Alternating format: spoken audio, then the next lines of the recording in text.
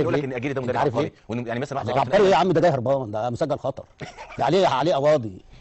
بيرى البعض في الاستوديوهات التحليليه في القنوات زي اون سبورت ان هو محلل، ان هو مدرب كبير. صلى على النبي. تمام. ولو مدرب كبير يقول تصريح زي اللي قاله ان مروان محسن احسن راس حربه في كاس العالم.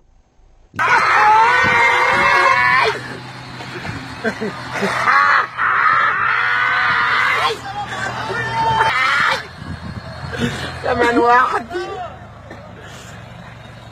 كمان واحدة والنبي يا ريس، كفاية بقى ده كمان واحد. وجاي مسجل خطر وجاي عليه بلاوي متلتله وجاي يستخبى عندنا، وطبعا الناس المسؤولين ديت لازم يتحاسبوا، وانا مش عارف يعني. كفاية بقى ده كمان واحد.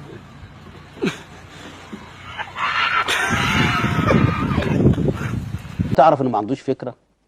قال لك مروان محسن احسن راس حربه في كاس العالم. من التصريح ده انت ما سمعتوش؟ سمعته. كان من التصريح ده لازم وربنا لازم افسخ العقد معاه. التصريح الاقوى كمان محمد الشناوي لعب 4 ماتشات في كاس العالم كان هايل، واحنا لعبنا 3، 2 الشناوي و1 عصام الحضري. يبقى الراجل مش دريان بالدنيا يا كابتن. بس ولا بس ولا مش بس، اسمعني يا كابتن. طب كفايه بقى لا كمان واحد.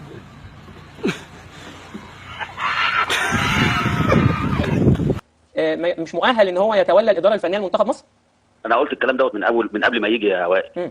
قلت احنا عايزين واحد فرز اول، ما يكونش مطرود من بلده، ما يكونش ان هو عليه مشاكل، ما يكونش عليه قضيه، ما يكونش فيه بيع وتلاعب في الماتشات، كل الكلام ده قلناه. وبعدين احنا منتخب مصر، احنا عايزين احسن حاجه، احنا عندنا صلاح، احنا كان الاول ما عندناش حد، دلوقتي عندنا صلاح وعندنا النني وعندنا حجازي، مش الناس دي محترفه؟ طيب ما احنا لازم نستغل بقى، نجيب واحد كمان، يعني هم لعيبه على اعلى مستوى دلوقتي بيلعبوا في الدوري الاوروبي، ما احنا عايزين لهم مدرب كمان يعني نستفيد منهم اكتر من كده. لغايه امتى بقى هنجيب اللي هو المدربين الكسر دول؟ تمام. لازم يبقى في ثقافه اكتر من كده. كفايه بقى يا جماعه، مش كل ماتش هنحضر الاستاد نكسب 2 وبرضه شوط واحد، برضه بنلعب شوط واحد يا عم اجيلي، انت عايز مني ايه؟ مش فاهم. النهارده المعلم احمد حسن كوكا اتصاب، يا رب يقوم بالسلامه. نزلت المعلم مروان محسن من الدقيقه 30 لحد نهايه الماتش ما شفناهوش، حتى المذيع بيقول لك ما قالش اسمه. في ايه مالك يا ابني؟ انت مخبي علينا، جابوك من الفندق على الماتش قال لك الحق ده كوكا اتصاب. طب نزل احمد علي جربه. كفايه بقى لا كمان واحد.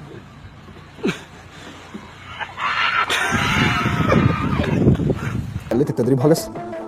احنا واخدينها بالفهلاوه والحب والعلاقات والكلام ده، احنا مش واخدينها بجد.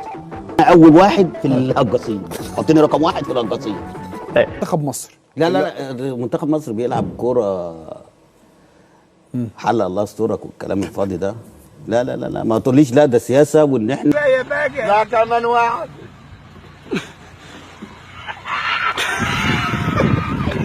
اديني شامبو شامبو شامبو هزعلك كله على جنب. نخلص من كوبر بتاع باص لصلاح، نرجع لاجيري باص لصلاح. في ايه يا عمي؟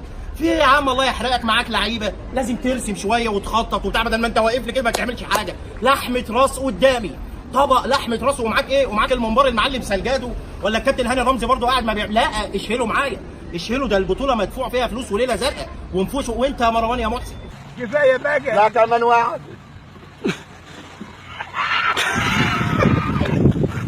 اضرب شلوت ورا لمحمد صلاح، ومحمد صلاح هو وربنا. اضرب شلوت.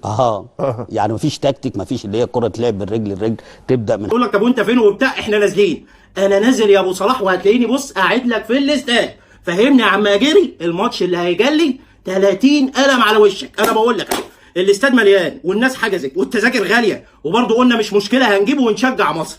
اقسم بالله الماتش اللي هيجلي خلصت. انا بقول لك اهو، انما بامر الله تاخد لنا البطوله هنجيب لك عجل ونشكله لك. كفايه بقى لا كمان واحد. مش كل مره برضو لازم تعملها لي كده وترقص الفريق كله وشوطها في وش اجيري. عايزك الكوره جايه تشوطها في وش اجيري، وانا مش شايف عم سلجادو. عم سلجادو النهارده انا قاعد في الاستاد من اول الماتش يا قايم طلع قاعد فوق ملوش كرسي. انت هلا مين اللي بيقبضك يالا؟ انت هلا حرام عليك، انت ما بتحرقش. ده احنا بنعرق يا ريمه في طلعه السلالم، ارحمونا شويه ارحمونا. كمان واحد. كفايه بقى لا كمان واحد.